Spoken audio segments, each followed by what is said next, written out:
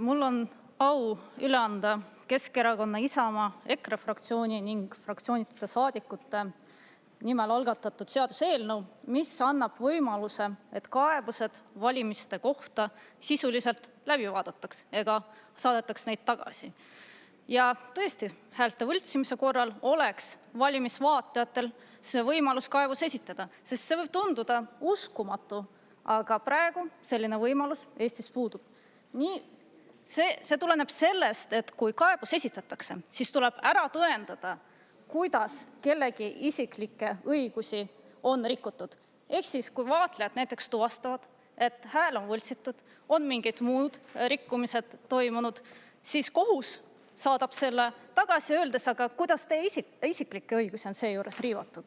Ja selliseid olukordi tuleb pidevalt ette, need olukorrad olid pärast viimaseid Riigikogu valimisi. Ja näiteks üks kohtuasi, kus kaebaja näitas ära eksperimendiga, et e-häält on võimalik nakatada viirusega, mis muutis häält märkamatult. Aga Riigikohtu hinnangul, kuna sellega ei rikutud kaebaja enda õigusi, kuna ta nakatas selle hääle viirusega ise, siis isegi ei vaadatud seda kohtuasja läbi. Aga üldse, et asjaolu, et selline võimalus iseenesest eksisteerib, et see jäeti tähelepanuta. Ja tegelikult vandeadvokaat Paul Keres on ka päris tabavalt öelnud, et Riigikohtu seisukoht on, et see, kui naabri häält on võltsitud, see on ainult naabri mure, olgugi et hääletustulemused ja minu hääl mõjub sellest otse.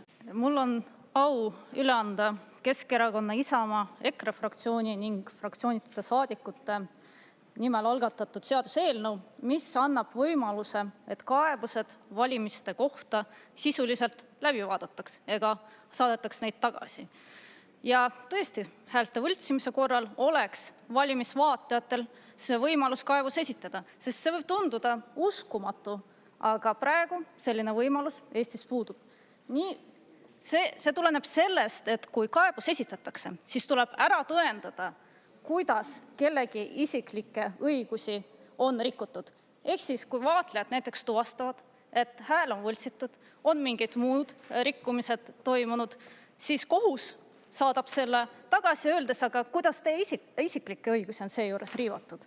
Ja selliseid olukordi tuleb pidevalt ette, need olukorrad olid pärast viimaseid Riigikogu valimisi. Ja näiteks üks kohtuasi, kus kaebaja näitas ära eksperimendiga, et e-häält on võimalik nakatada viirusega, mis muutis häält märkamatult. Aga Riigikohtu hinnangul, kuna sellega ei rikutud kaebaja enda õigusi, kuna ta